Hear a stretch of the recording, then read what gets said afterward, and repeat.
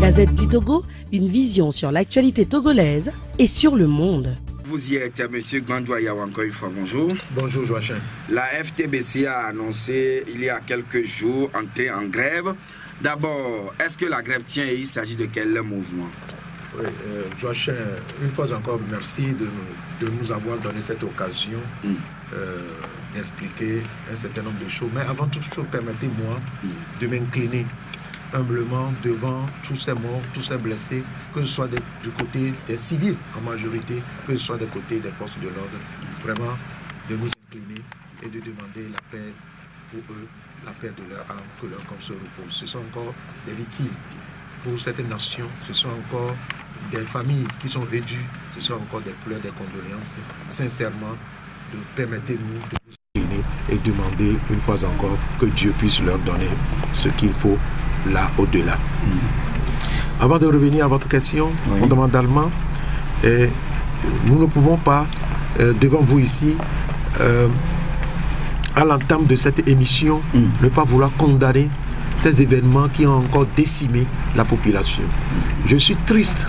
Et vous faites allusion au mouvement politique. Au mouvement politique, à toute cette situation de trouble que nous avons connue ces derniers temps. Et c'est vraiment déplorable.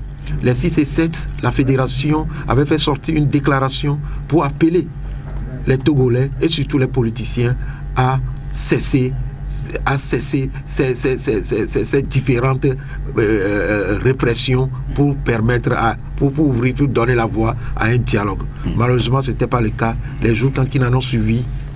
Je voudrais rappeler que le droit à la manifestation est un droit consacré dans la Constitution. Oui, c'est un droit constitutionnel. C'est un droit constitutionnel et en aucun cas, aucun ministre, aucun gouvernement ne peut normalement empêcher. Ils ont seulement le devoir de faire en sorte que les populations, les travailleurs, les groupes organisés qui veulent exprimer leurs besoins, de les protéger. Et je pensais que si c'était le cas, on n'allait pas arriver là. On n'aurait pas résisté encore des morts. Nous condamnons, et ce que nous attendons encore comme déclaration ces derniers temps, en tant qu'organisation syndicale, nous ne sommes pas en train de faire la politique, mais nous disons que la politique, les décisions politiques touchent les travailleurs, touchent les investisseurs, touchent les entrepreneurs, touchent la vie socio-économique. Et enfin, ce sont les travailleurs et leurs familles qui en périssent. Donc les mouvements dans le pays actuellement affectent aussi l'économie du pays. Je vous assure que la situation économique aujourd'hui est déplorable.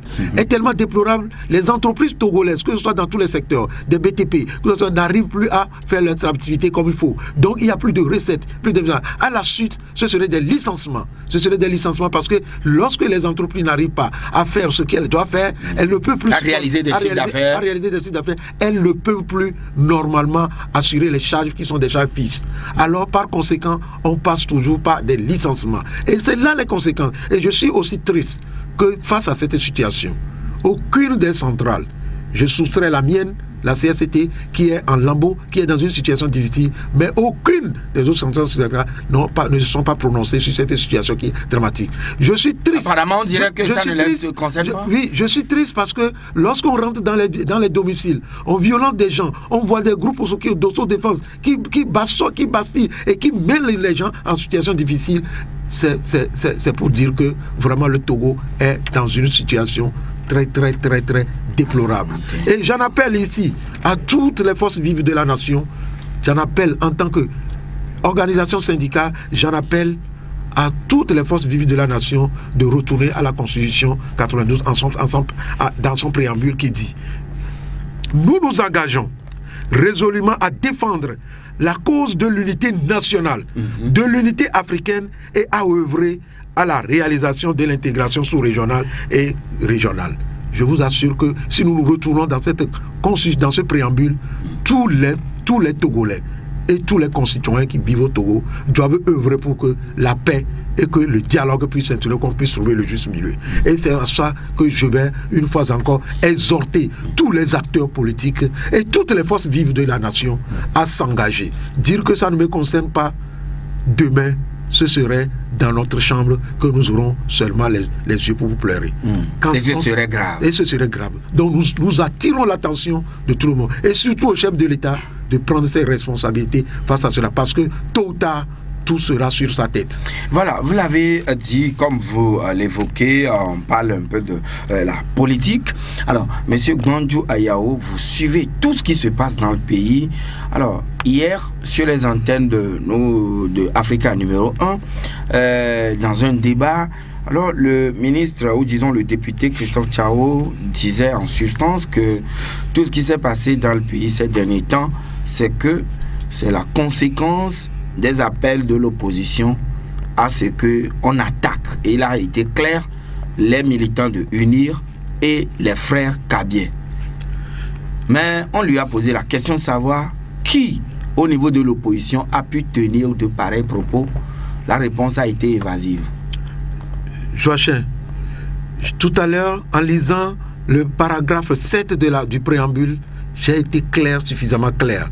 Et je ne vais pas rentrer dans un débat polémique. Ce que le député Christophe Tchao a dit, ça ne concerne que sa responsabilité de l'assumer au moment donné. Je pense qu'aujourd'hui, tous les Togolais, que ce soit les acteurs politiques, les députés et autres, nous devons appeler à l'unité. Nous ne devons plus faire sortir des discours qui doivent enflammer les choses. Qui sont très dangereux. Très dangereux. Et nous condamnons ces genres de propos parce que ce n'est pas normal. Ce n'est pas normal qu'on tient. Aujourd'hui, le Togo a encore l'image ternie devant la communauté internationale.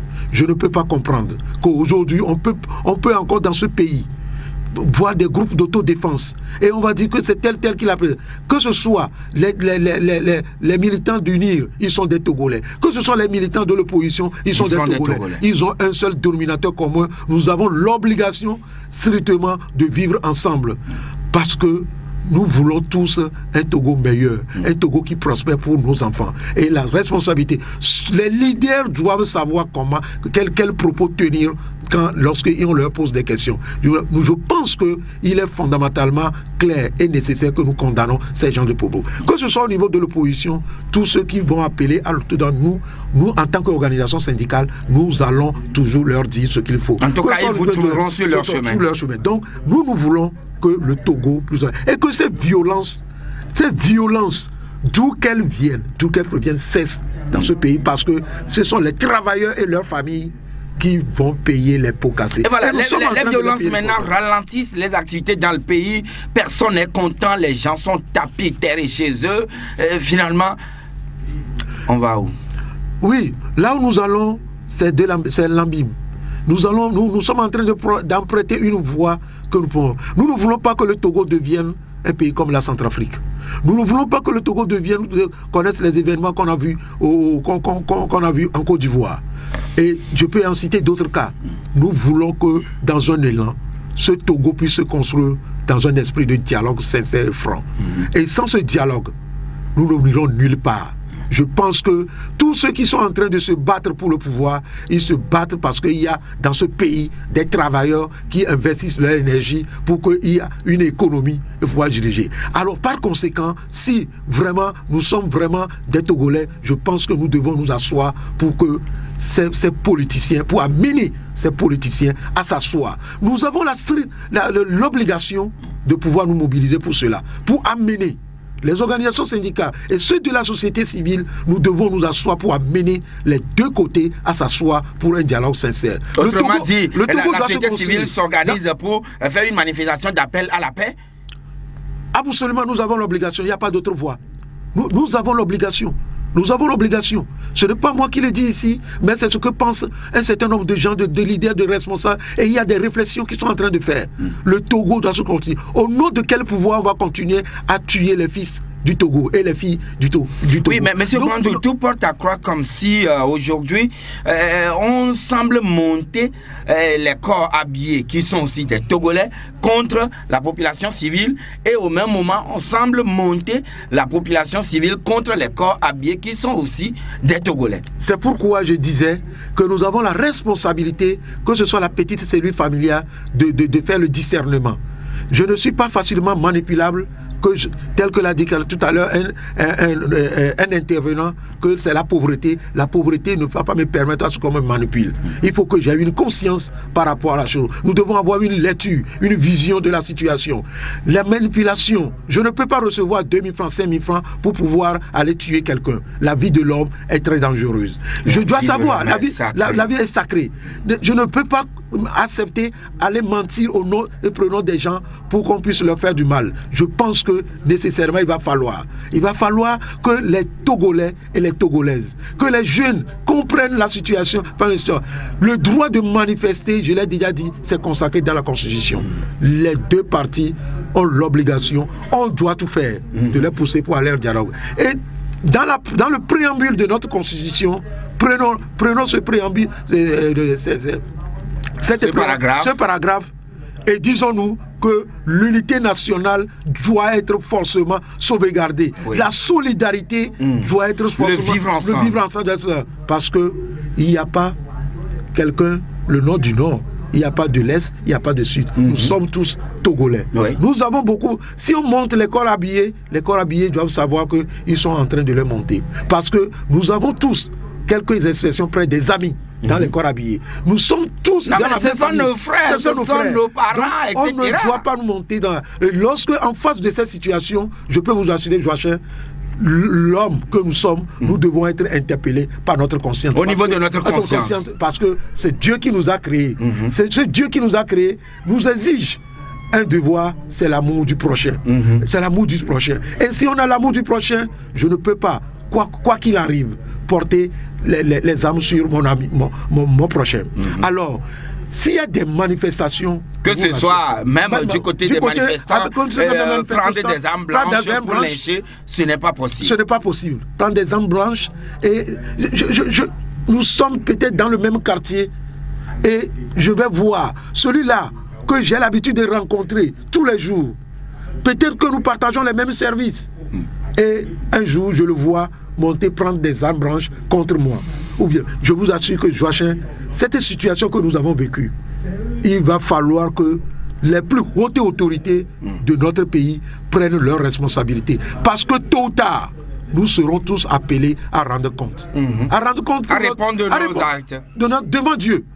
Devant Dieu. Parce que là où il était, je suis chrétien, là où il était, et son fils a été crucifié, c'est surtout sur la même place qu'il est encore assis, et les choses se passent. Tôt ou tard, il regarde tout. Donc nous devons être interpellés par notre conscience. Même, il faut dire que nous avons l'obligation, en résumé de tout ce que nous dit, de défendre l'unité nationale.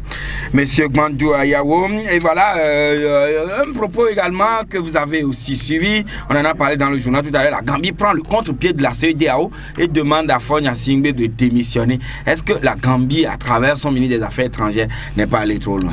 Joachim, je ne suis pas politicien, je ne suis jamais je n'ai jamais été ministre, je n'ai jamais été quoi que ce soit. Je voudrais laisser le soin aux politiciens. Oui, maintenant, au niveau des centrales syndicales, puisque vous êtes syndicaliste, est-ce qu'il y a des actions en vue pour peut-être approcher les premières autorités, approcher la coalition des 14 partis, approcher peut-être les évêques, les pasteurs, les prêtres vaudous, etc., afin que cette unité que vous demandez que nous puissions, vaille que vaille, défendre, puisse être de mise?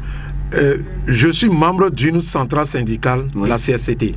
Elle est dans une situation actuelle que nous connaissons tous. Alors, je ne peux pas aujourd'hui me prononcer s'il y a, pour dire qu'il y a des démarches qui se font au niveau des premiers responsables des centrales syndicales face à la situation, pour se prononcer sur la situation. Mais je pense qu'il est temps, il est nécessaire que cela puisse se faire et nous ne pouvons que les encourager à amener cette démarche pour pouvoir trouver une paix sociale pour les travailleurs. Les travailleurs ont besoin d'une paix sociale pour quitter leur domicile. C'est dans la paix que vous pouvez aller au travail. Donc, ils ont l'obligation de le faire. S'ils ne l'ont pas encore fait, mais toutefois, ce que je sais, au niveau de d'autres initiatives de la société civile, il y a des organisations syndicales qui s'y sont impliquées avec d'autres organisations de la société civile qui réfléchissent. Je voudrais faire allusion. Je n'ai pas le mandat, je voudrais doiter le Front Togo debout qui est en train de planifier un certain nombre de séries d'actions et en train de prendre des dispositions pour pouvoir rencontrer qui de droit afin qu'on puisse progressivement sortir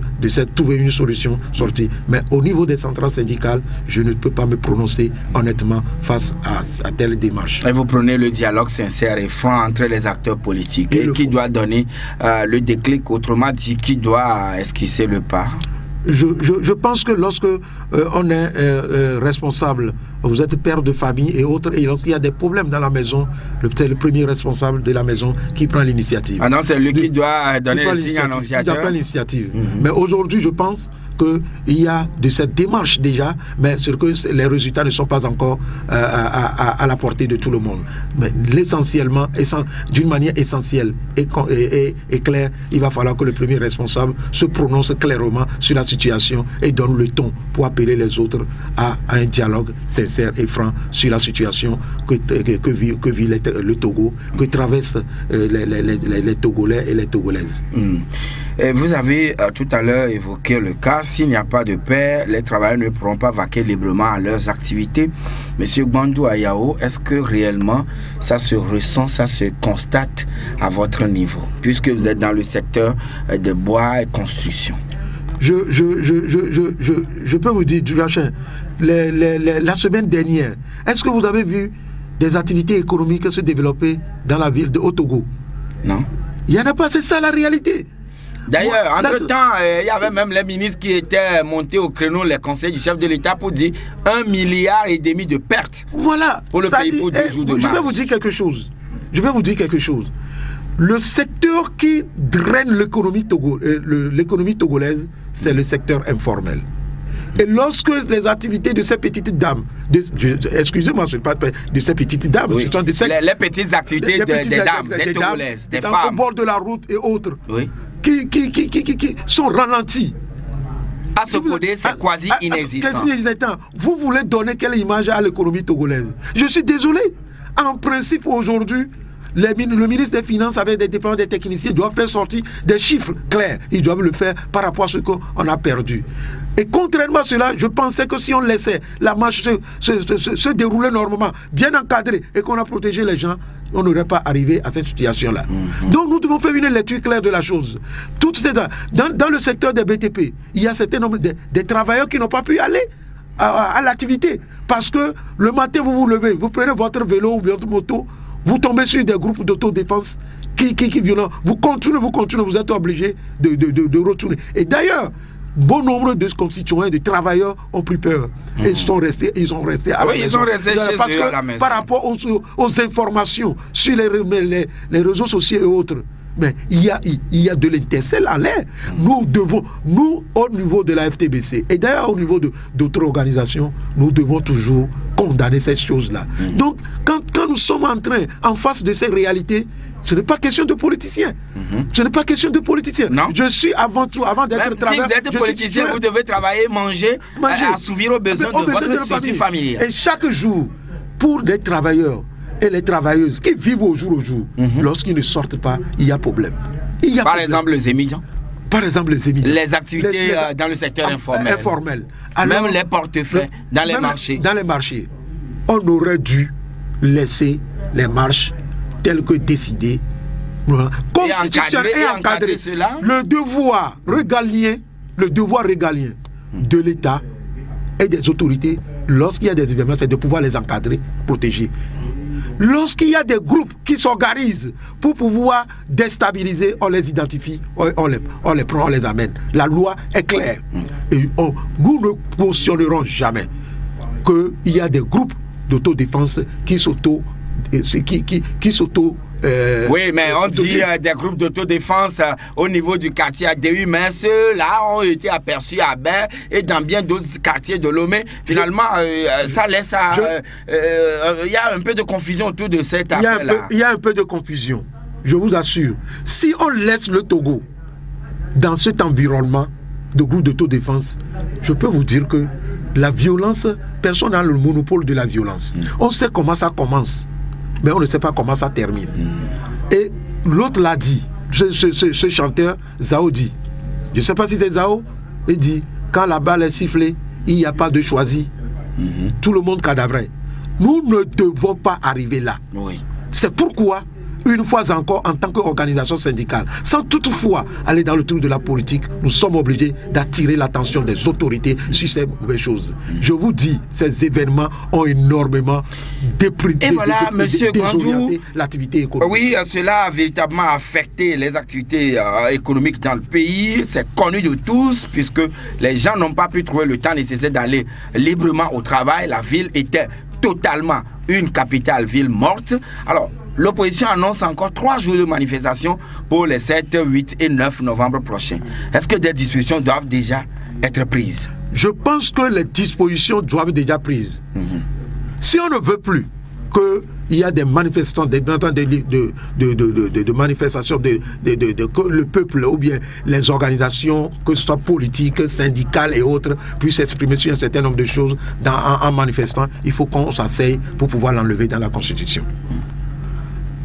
Tout ce qui est inscrit dans la Constitution, l'autorité en face doit prendre les dispositions pour que cela soit mis en application. Parce que le fait de vouloir interdire par des alchimies des choses, ça crée des situations de conflit. Ça crée des frustrations et des affrontements. Je pense, et je le dis honnêtement, lorsque la vérité se pointe, Ayaw Gbanjou ne cherche pas par 4 semaines. C'est une vérité, il va falloir que dès à présent, si ces manifestations doivent avoir lieu, que les autorités prennent les dispositions d'encadrement. Je suis conscient que nos forces de l'ordre ont eu cette formation, elles ont la capacité d'encadrer. Que ce soit des groupes qui viennent d'un camp ou de l'autre, ils ont la capacité de maîtriser ces groupes-là pour qu'on puisse... Les forces de l'ordre doivent maîtriser tous ces groupes. On doit leur donner les moyens pour maîtriser ces groupes, les identifier. Et si c'est un leader même qui appelle à cela, il faut qu'on le prenne. Est-ce qu'il y a possibilité d'ici le 7 novembre qu'on puisse trouver solution rapide à cette crise et qu'on n'assiste plus à des manifestations dans le pays? Ça serait la meilleure voie, la solution pour une solution idoine pour définitivement lancer le Togo vers... Relancer le Togo sur les voies du développement. Les trucs des réformes institutionnelles. Ces questions de réformes institutionnelles, en tant qu'acteurs, nous les avons écoutées depuis des années. Depuis des années. C'est une question qu'on devait... Et je vais vous dire que, lorsque nous sortons, le Togo a fait des efforts. Depuis que le président Faure est arrivé, il y a eu des efforts qui ont été faits, reconnus à l'international. Ce sont ces efforts qui sont en train d'être reculés en arrière. Parce que lorsqu'on entame les processus de réforme, ce sont les investisseurs qui rentrent dans un pays. Lorsque vous avez une bonne justice, lorsque vous avez une paix sociale et autres, le problème de chômage est résolu parce que les investisseurs valent. Mais à l'heure actuelle, je crois que tous ces actes sont en train de... Oui, voilà, oui, c'est tous les efforts consentis semblent être édulcorés aujourd'hui par tout ce qui se passe dans le pays. C'est pourquoi nous, en tant qu'acteurs de la société civile, des organisations syndicales, responsables que nous sommes, nous ne devons pas faire de l'hypocrisie. Il y a de l'hypocrisie dans cette histoire. Nous devons nous prononcer. Le double langage. Nous devons nous prononcer. Tous ces acteurs se retrouvent la nuit, mais ils se parlent, ils se disent quoi? Nous devons vraiment nous retrouver pour pouvoir pousser les... Privilégier l'intérêt national, l'unité nationale. C'est ça le fondamental pour nous. En tout cas, le Togo a déjà perdu l'organisation de 2 grands et géants sommets. Il s'agit du sommet Israël-Afrique au Togo et également le sommet ou la réunion des ministres de la francophonie. Et jusqu'à quand? Voilà, on marque la pause et on revient tout de suite. Sur votre Radio Victoire FM et retour donc en studio avec notre invité monsieur Antoine Ayaw Gbanjou, secrétaire général de la FTBC. Alors, monsieur Gbanjou, est-ce que le travailleur togolais aujourd'hui vit mieux? La réponse, vous la connaissez déjà. Les travailleurs togolais sont à l'image du pays. Les conditions de vie et de travail au Togo sont vraiment déplorables. De jour au jour, la précarité ne fait que progresser. Il faut dire tout simplement que le mot travailleur au Togo n'existe que sur papier. Parce que le travail dont on parle doit pouvoir permettre aux travailleurs de nourrir sa famille, de s'occuper d'un certain nombre de choses. Et cela me donne l'occasion même d'aborder notre Vous avez annoncé un mouvement de grève. Alors pourquoi cette grève et ça concerne quel secteur? Justement, ça concerne le secteur du bois et de la construction et principalement les entreprises CRB, les entreprises chinoises CRB et nos entreprises intérimaires de placement, Nova Space et GRH. C'est-à-dire que ces deux entreprises ou sociétés sont des sociétés de placement auprès des entreprises chinoises qui travaillent au Togo. Vous savez, depuis un certain temps, la FTBC, principalement son syndicat de base, SOETRAB, est très dynamique et très actif sur le terrain. Nous avons des retours des militants qui nous disent un certain nombre de choses, surtout dans les entreprises chinoises au Togo. En août passé, nous avions perdu un camarade à la personne de Ali Adjato suite à un accident de travail. Et il a été balayé, écrasé par des fers à béton. Au niveau de Agoué. Au niveau d'Agoué. Justement, c'est à ce niveau que même la grève. Et la grève, normalement, doit commencer aujourd'hui. Et il y a à peine le 10 octobre, nous avions encore connu, en dehors des mauvaises conditions de travail dans l'entreprise, nous avions connu encore un camarade qui a été bastonné, torturé à la gendarmerie d'Agoué parce que on l'a soupçonné de vol de carburant et il est arrivé à la gendarmerie. Conducteur? Il est conducteur. Il est conducteur. Et les Chinois l'ont soupçonné. Les Chinois, avec leur représentation d'entreprises intérimaires, Nova Space, l'ont amené à la gendarmerie d'Agoué et devant l'interrogatoire, l'interrogatoire musclé et autres, il a dit qu'il est innocent, il n'est pas chose là. Et les gendarmes, on ne sait pas ce qui les avait pris, on l'a tabassé jusqu'à ce qu'il a perdu connaissance. On nous a rapporté ces faits. Nous avions, lors de la conférence, nous avons projeté ces photos aux journalistes et nous avions au jour d'aujourd'hui adressé un message au ministre du Travail, au ministre de la Sécurité et autres pour pouvoir dénoncer. Et c'est tous ces événements-là. Les gens travaillent plus de 14 heures par jour au niveau des CRBC. Les heures supplémentaires ne sont pas prêtes, les repos ne sont pas, il n'y a même pas d'eau. Les conditions de travail sont très difficiles dans ces entreprises. Et depuis fort longtemps, je vous assure que les entreprises chinoises qui sont installées au Togo ne respectent pas le code, les normes du travail, que ce soit en vigueur au Togo et au niveau international. Et face à cela, notre organisation de base, SOETRAB, nous l'avons appuyé, soutenu pour que le mot d'ordre de grève soit déclenché. Et normalement, la grève devait commencer aujourd'hui. Heureusement pour nous tous, que très tôt, déjà le vendredi, on nous a appelés à la table de négociation. Donc la direction de cette structure vous a appelé? On a fait deux étapes de négociation. Oui. D'abord, nous nous sommes retrouvés à la direction de cette société où nous avions planché sur l'ensemble des motifs de revendication qui ont été étudiés, analysés et acceptés. Et ça a été validé hier par la direction générale du travail au cours de nos discussions de 10h à 13h. On n'est pas encore sorti au niveau de la direction du travail hier. Donc tous les points ont été acceptés, compte rendu a été fait aux travailleurs. Et il y a un comité qui a été de suivi, qui a été mis en place pour pouvoir suivre. Pour un délai de... Pour jusqu'au 31 décembre. D'ici le 31 décembre, toutes les revendications doivent connaître les revendications acceptées par la direction. Je vous dis qu'on a présenté presque 21 revendications. Toutes ces 21 revendications ont été acceptées. Parce que ces 21 revendications... Si ces 21 revendications ont été acceptées par la direction, autrement dit, la direction ne faisait pas d'efforts pour améliorer les conditions de travail. Je vous dis que les entreprises... Non, j'ai dit quelque chose tout à l'heure. Oui. Je disais que les entreprises chinoises installées au Togo, ne respectent pas la législation du travail. Et toutes ces 21 revendications, au moins 90% sont liées au respect du code du travail et des normes du travail national. Voilà le pourquoi. Et je voudrais ici saluer le travail des inspecteurs et surtout de la direction du travail. Et c'est aussi l'occasion pour nous de dire au gouvernement de mettre assez de moyens au niveau des inspecteurs afin que ces inspecteurs puissent faire correctement leur activité. Les inspecteurs n'ont pas les moyens qu'il faut pour descendre dans les entreprises. Est-ce que pour déclarer quand un travailleur à la caisse, ce n'est pas fondamentalement le rôle du syndicat parce qu'on n'a pas fait une grève avant que le travailleur ne soit déclaré à la caisse. Il suffit seulement que l'inspecteur du travail descende dans l'entreprise, voit le registre de l'employeur et fait le constat et somme l'entreprise.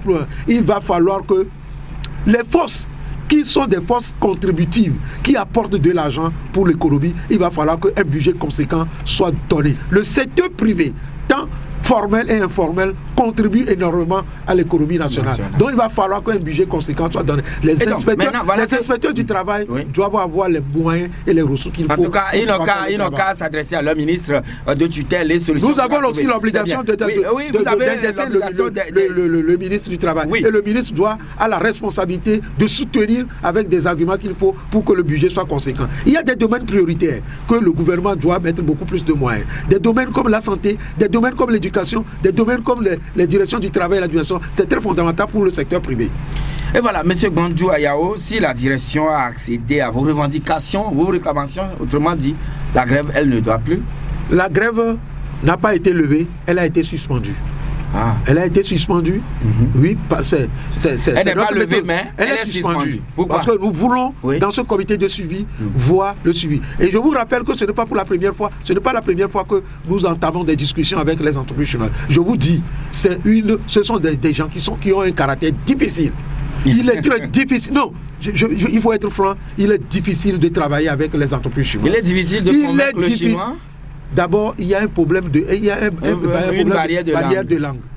Ce que vous dites en votre français, avant que l'interprète chinois le traduise, il peut soustraire, il peut ajuster. Je ne sais pas trop. Mais néanmoins, à la fin, vous allez constater que ce que vous avez dit n'est pas exact. Même si on dit que on est d'accord, à la fin, vous allez voir que ce n'est pas ça si ça ne serait pas fait, ou bien si ça doit être fait, ça doit être diminué. Alors nous voulons être vigilants par rapport à ça. On ne peut pas comprendre. Si je vais vous donner un exemple, au niveau de la législation du travail, il y a une disposition qui dit que lorsque vous avez 11 employés, vous devez forcément organiser les élections du délégué du personnel. Mais il est difficile de faire comprendre ça à l'entreprise chinoise. Lorsque vous avez 25 ouvriers, vous devez avoir un comité d'hygiène et de sécurité. Il est difficile de faire comprendre à l'entreprise chinoise. Alors, comment en tant qu'organisation syndicale, nous pouvons continuer à vivre les entreprises chinoises? Mais quand même, est-ce que les entreprises chinoises abandonnent les travailleurs ou les employés ou ces employés sont-ils délaissés pour compte quand un cas peut-être fâcheux survient? Je vous dis, Joachim, vous êtes dans votre rôle de journaliste de poser des questions. Il faut. Si c'est un travailleur, un autre syndicaliste qui me le pose, je vais pas répondre. Mais avec la peine, avec le jeté, je vous réponds. Je vous dis que faites un tour dans ces entreprises chinoises, vous allez voir. Chaque jour, il y a des accidents de travail. Il y a des accidents de travail. Ils s'en occupent comment? De leur manière. De leur manière. De leur manière. L'autre fois, il y avait un camarade qui a vu les doigts coupés. Des doigts coupés. Et comment est-ce qu'on l'a traité? Mais je vous assure que allez voir Ngwepe. Oui, si je vous pose cette question, les gens n'ont pas les épis. Si je vous pose cette question, c'est parce que la dernière fois, je me rappelle bien, il y a eu un accident de travail au niveau de l'Assemblée, le siège de l'Assemblée nationale qui est en construction. Alors, un Chinois est tombé, un ouvrier chinois est tombé de l'étage et alors il s'est accroché donc au niveau des fesses sur des barres de fer qui sont suspendues en béton. Alors, c'est difficile ce que je dis là. Alors, il a fallu couper les morceaux de, disons, les barres de fer avec ce qui est planté dans le corps pour aller rapidement à la clinique Biassa pour pouvoir essayer de traiter le monsieur. La diligence avec laquelle ils ont travaillé, c'est pourquoi je pose la question si les Chinois ne se préoccupent pas des cas d'accidents de travail qui surviennent. Je peux vous assurer, ce cas d'accident, nous l'avions eu comme information. Nous l'avons eu et nous, l'autre fois nous l'avons dit. Et les travailleurs chinois et autres qui sont au Togo, sont venus pour travailler au Togo, et les travailleurs togolais doivent bénéficier des mêmes conditions de vie, de meilleures conditions de vie et de travail. Non, ils doivent être traités sur le même pied d'égalité. Cet accident de travail, cette chute, et c'est souvent ce qui arrive, je peux vous assurer que si c'est le cas de Togolais, vous allez voir comment est-ce que ça serait traité. La rapidité. Je vous dirais que si c'est le cas de Togolais, vous allez voir comment est-ce que ça va être traité. Donc, pour ces événements, ce qui s'est passé, c'est déplorable. Nous la jugeons, mais Cela veut dire quoi? Conditions d'hygiène et sécurité de travail sur le terrain. Normalement, lorsque vous chutez, il y a un filet de récupérateur. Oui. Est-ce que ça existe? La question reste posée. Voilà. Mais en tout cas, c'est visible. On va prendre M. Gervagos qui est sur le 22 21 80 99 ou bien le 92 02 80 63. Allô? Allô. Bon. Oui, bonjour. Salut, monsieur. Oui. Pourquoi tant de lamentation? Vous-même, vous avez dit le travailleur togolais est à l'image de notre pays. Vous voyez, c'est déjà. Et ces Chinois-là, en venant qui les amènent, qui leur donnent des contrats. Vous voyez la situation. Et moi, je vais dire, il faut chercher l'origine des problèmes et pas critiquer les réactions. Merci. Gervagos. Un autre intervenant sur le 22 21 80 99. Allô? Oui, bonjour. Monsieur. Oui, s'il vous plaît, c'est monsieur? Monsieur Elom. D'accord. Nous vous écoutons, Elom.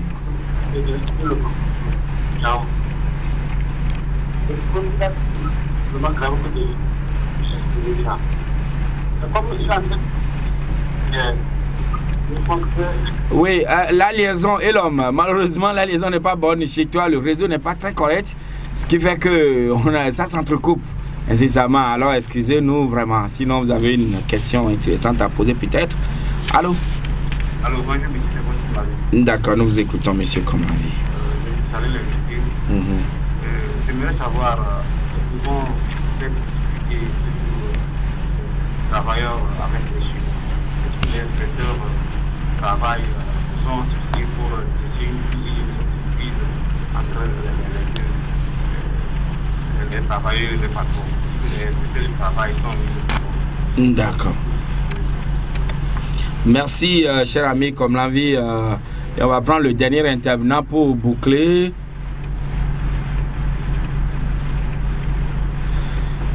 Et voilà, et donc on revient ici en studio, monsieur Gandou.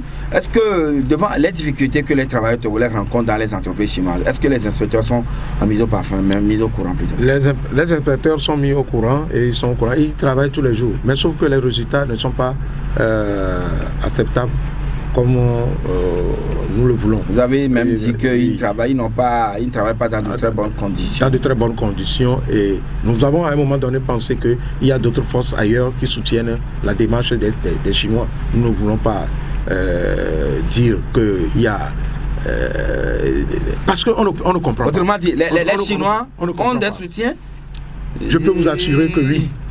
Parce que Gervagos a posé la question de savoir pourquoi tant de lamentations et qui amène ces Chinois et qui leur donne les contrats. De toutes les façons, nous ne sommes pas en train de nous lamenter, nous sommes en train de voir un certain nombre de dénoncer ce que conformément aux dispositions conventionnelles du droit du travail.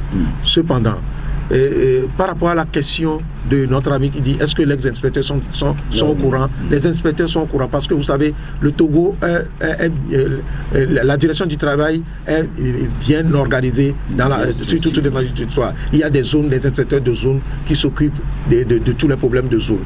Et les inspecteurs de zone ou les inspecteurs en général sont au courant de toutes ces difficultés. Mais ces entreprises chinoises sont venues par d'accord État à État. À partir de cet instant, elles ont l'obligation de respecter un certain nombre de choses. Mais nous ne pouvons pas comprendre.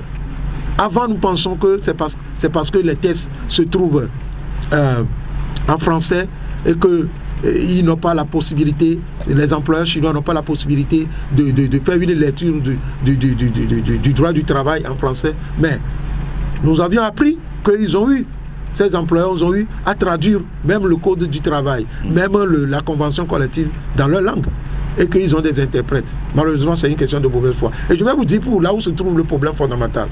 Quand vous voyez les marchés pris par ces entreprises chinoises, c'est le mieux disant. C'est le moins disant. Lorsque on fait des œuvres avec des appels d'offres de moins disant, finalement, c'est le travailleur qui en paie le pot cassé. Je vais vous donner un exemple que j'ai connu avec nos camarades du Sénégal. Il y a des routes qu'on devait faire à 350 milliards il y a une entreprise chinoise qui voudrait faire ça à 125 milliards. C'est diamétralement opposé.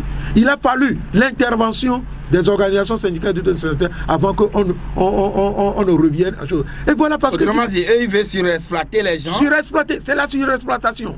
Je vous dis, même en discussion avec les entreprises chinoises... Oui, mais je crois que ce n'est pas de la xénophobie, mais c'est des réalités de terrain, vous dénoncez. C'est des réalités de terrain. Ce sont des réalités de... Je vous dis, il est très difficile de travailler avec ces entreprises chinoises dans le secteur du bois et de la construction. Elles ne veulent rien respecter comme conditions de travail. Mais quand même, M. Gwandou, dans toute cette atmosphère, dans tout ce qui se passe, est-ce que demain, il fera beau vivre au Togo? C'est parce que nous avons l'espoir que nous prenons notre courage d'être devant vous et de dire un certain nombre de choses dans la vérité. Nous avons de l'espoir. Les Togolais doivent permettre cet espoir-là.